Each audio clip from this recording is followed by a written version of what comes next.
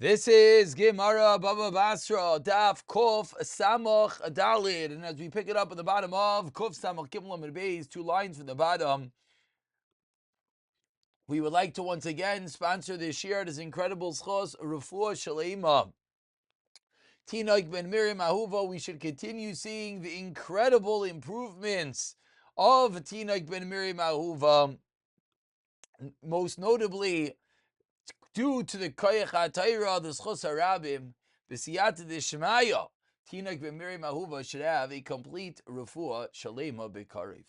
2 lines on the bottom, Kuf Samach Gimel Beis, Gufa Amar Rav, Shtar Haba Hu Ve'idav Ala Mechek, Kosher. If this sounds familiar, that's good. If it doesn't, that's a problem.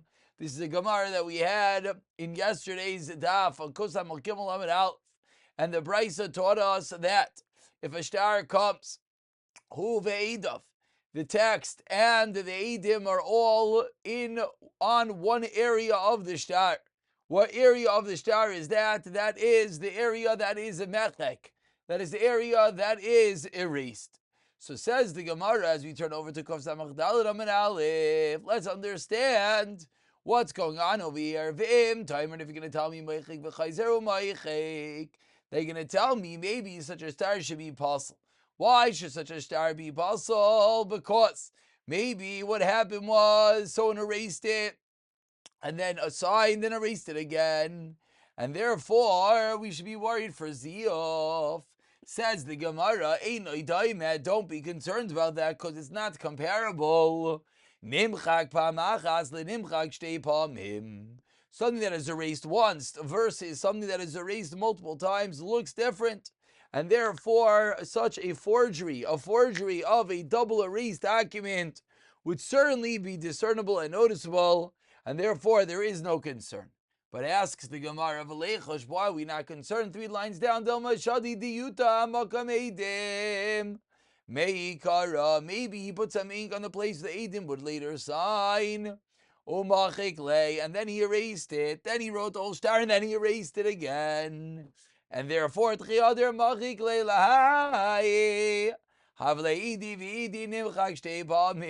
Gemara, maybe the guy's a smart guy. He knows that something erased 2 times looks different, so he's not going to be a fool. He'll erase the whole thing, and then he'll erase it nachamol. And then you'll have the whole star that is erased 2 times, and then it will all look the same.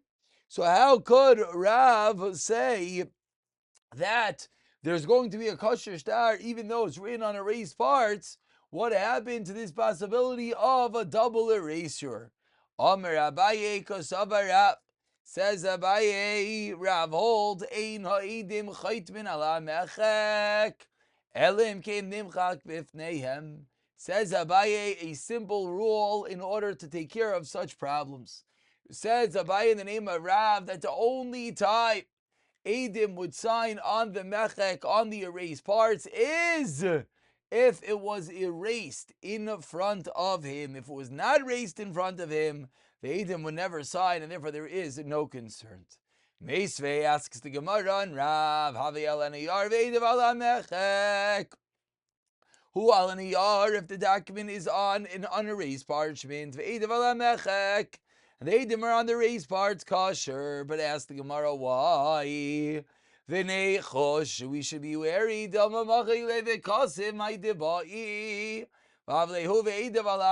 Maybe erased it and rewritten it, and therefore it's all considered to be written on erased parts. Answers the Gemara, the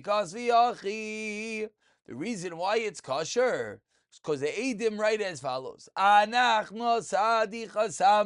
we Edim sign al michaka on erased parts. Ushtara kosav al niyar.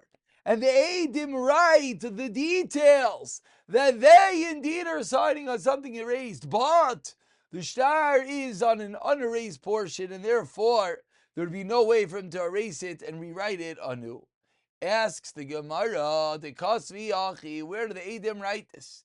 If they write it underneath with their signatures, guy is like, maybe I'll just cut it off. And if they write it above their signatures, we have to be concerned that maybe he'll erase the whole document and he'll erase that line. So what's the help of having that line? Says the Gemara, you know what you do, the Kasvi, it is written, Bein Sada Lesada, between the signatures of one aid and the signatures of the other aid, and therefore it can neither be erased nor cut off. Ask the Gemara, okay, Yachi, but if that is true, Maseifa. Then the Brisa says, Hu Allah mechek ve'edav al aniyar. If he signs on the erased part and the Edim sign on the unerased part, it is pasul. Amai pasul. What's the problem? Who cares that the text was written on an erased part and the Edim were not? Why don't the Edim just write?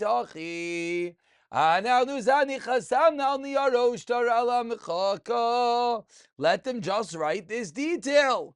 Let them write that they signed on the unerased part and the Edim signed and the document was on the erased part. Answers the Gemara, Hashtanami. So now you're going to tell me, my Amre Moiche v'chayzer Moiche, Kamar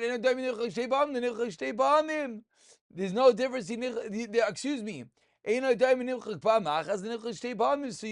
it does not look the same. So says the Gemara, why would this not be kosher? Answers the Gemara, you are correct.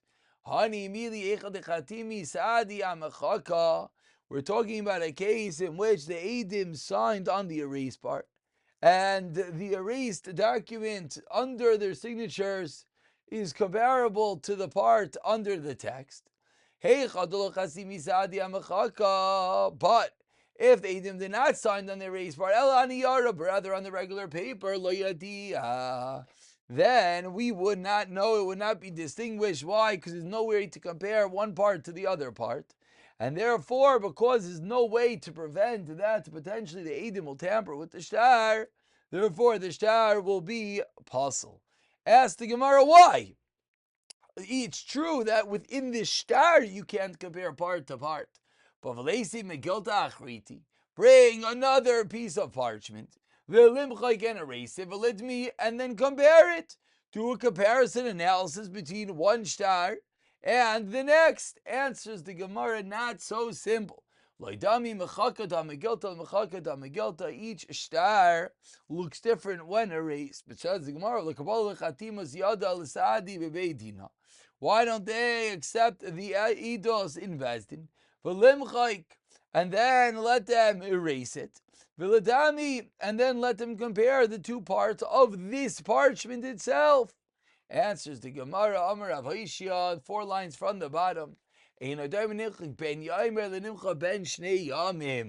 Says the Gemara, if it wasn't erased on the same day, it also doesn't look the same. If you erase something after 1 day, erasing something after 2 days, 2 days later, it looks different than the first day. Says the Gemara, okay, so just wait for l'sheia. If we were to wait around and not baskin and then wait to see if the parchment would change, we have to be concerned for a bezdin taim, for a bezdin that's going to make a mistake, and therefore it would not be kosher.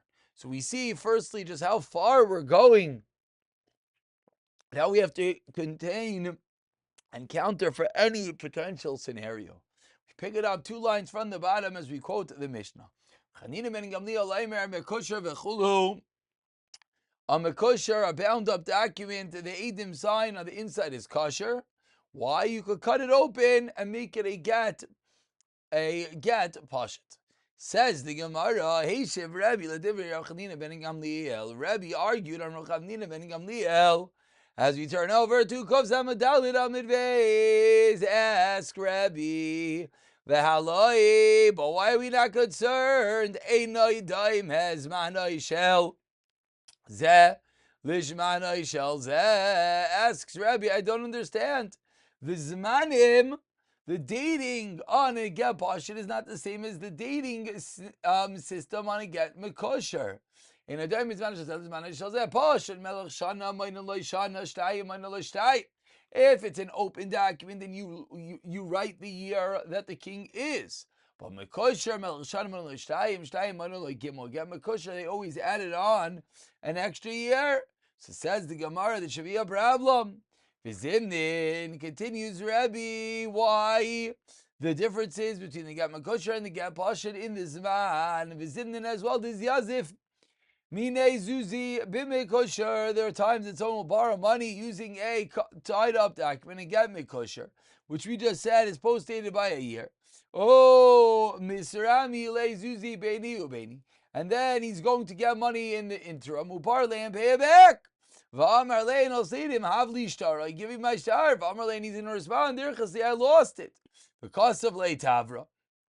And therefore, he'll write a receipt. And then when the Zman is going to come, he's going to cut open this document, make it into a get pashit. And a get pashit, the Zman is the Zman that it is. And then, honey, you borrowed money from me now, and you have to pay me back. So we're going to see he's going to be able to illegally, fraudulently open up the shtar after a year and claim back the cash. Answers the Gemara, Kasavar Inkais in Shaver, we would not write a Shaver. Continues the Gemara. Okay, we see that Rabbi was arguing Rav Chanina different ways in the dating systems in the Get Makusha versus the Get Bashet. So what do we see? It sounds like Rabbi is quite knowledgeable in the Get Mikush. Asks the Gemara, is this accurate to me, Baki? Rabbi Mekusher, is Rabbi really a Baki and a Get Mekusher? There was a Get Mekusher that came in front of Rabbi. And Rabbi said,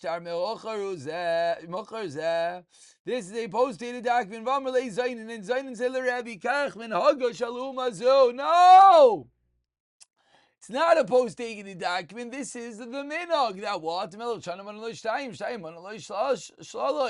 So ask the Gemara, we see clearly Rebbe was not holding in the appropriate dating system on the Get Mekusher.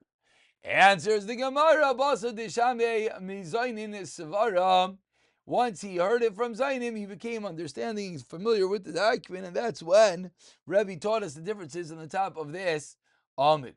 Continues the Gemara, another case with an interesting Zman on the shtar. Shtar, we're about 20 lines down. The first one line is the Have Kasa Abe Mishnas Pliny Arkin. There was a document in which it's written in the year of Pliny Arkin. Amar Rav Chanina Yevdok. I must say, Aman Arkin Bar Chanusei. We have to go check when was Arkin established inside his kingship, and then we could assume it was written in that reign. Ask the Gemara, V'dama da'arech malchusei. Maybe Arkin just means that the king's reign, that the amount of time was Aruch, Arkin, from Aruch. So how do you know it's in the first year? Arkin. The first year they call it Arkin. Shni, the second year they call it Digun.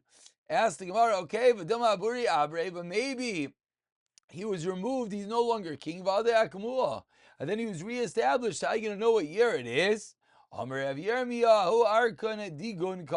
Such a king, if he was disposed and brought back in, he has the name of not Stam Arkun, but Arkun Digun.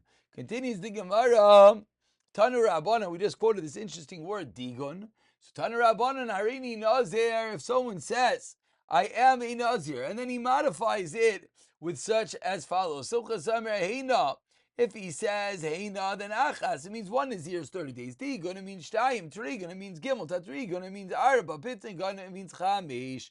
Of course, we know these words, Pentagon and Tetragon.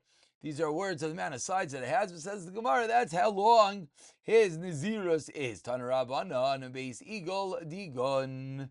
If a roundhouse, says the Brayz, Bayis eagle around us. Digun, a 2-cornered house. Trigun, a 3-cornered house. Pentagon, a 5-cornered house. Einai mitame b'negayin.